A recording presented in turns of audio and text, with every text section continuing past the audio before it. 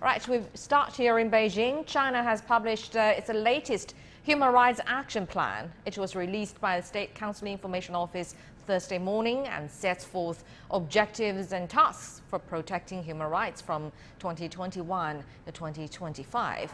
For more on that, let's go over to our reporter Sun Ye, who is now standing by in Beijing. Sun Ye, hello there. Tell us more about the presser and also the plan itself. Good morning, Dongling. So this Thursday morning, the State Council Information Office published the latest 5-year Human Rights Action Plan, setting the objectives and tasks of respecting, protecting, and promoting human rights from the period 2021 to 2025. The document says the end goal for this edition of an action plan was to give people a better sense of gaining, a better sense of happiness, and a better sense of security. And the plan says it will work to promote that across the spectrum, from working on the welfare system for low-income groups to the quality of environment. The action plan had set out environmental goals, including a 10% reduction in PM2.5 particle levels for most cities. The plan also says it aims to fundamentally eliminate heavy air pollution. The plan also singled out air and water quality goals, promising to conduct a special test to better quality of urban waters. And the action plan also had a whole section devoted to protection of the rights of what it calls the target groups. That's including ethnic groups, women, children, elderly, and people with disabilities. The action plan says it's going to fully implement a 10-year all-around development plan for women to ensure that they have equitable rights and enjoy the outcomes of societal development.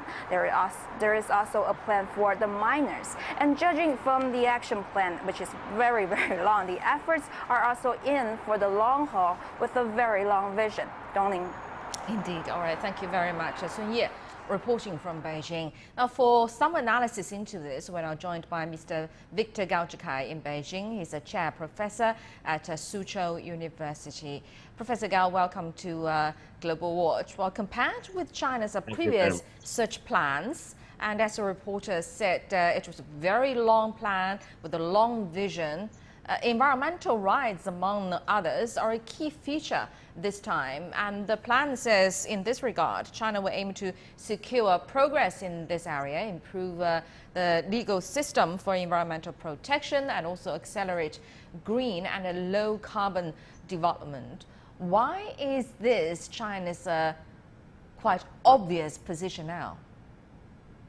Well, first of all, this action plan is a very important milestone document in China's protection and promotion of human rights. The second point I want to emphasize is that China embraces human rights as a very important political task. However, human rights are not carved in stone. They are an evolving concept.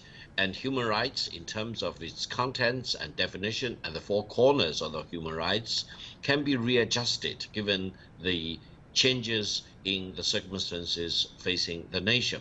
In that context, environmental protection now is defined as a very important part of human rights. Just imagine if you live in a city or elsewhere where water is polluted, air is polluted, soil is polluted. What will become of the rights you are talking about? You do not have the right to fresh air, to clean water, and to uncontaminated soil. That destroys and undermines your human rights, whatever you define it. Therefore, I think this is a very bold, very audacious step for China to keep expanding the scope of human rights and to build new concepts into human rights. And in this context, environmental protection and the green mountains, clean rivers, for example, are all very much part of the human rights that the Chinese people want to enjoy, and the Chinese government and the Chinese people want to defend vehemently.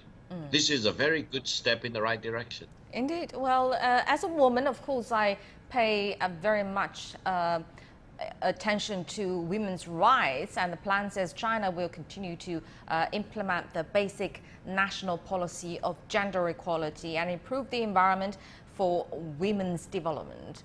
How have women's rights progressed in China over the past 5 years?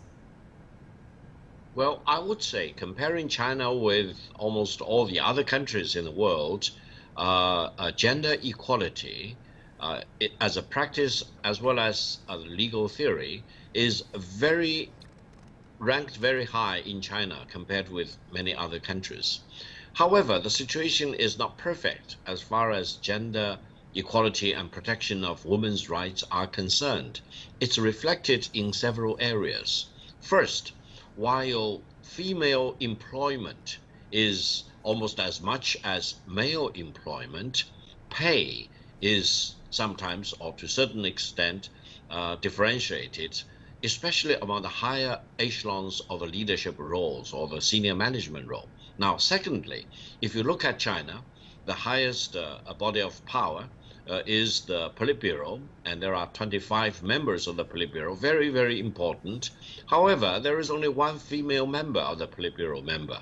I hope eventually there will be more female members of the Politburo to make it more fairly represented, because you're talking about hundreds of millions of females in China doing important things, and they need to have equal pay, equal job, but they also need to have equal opportunities and access to senior management roles and senior leadership roles.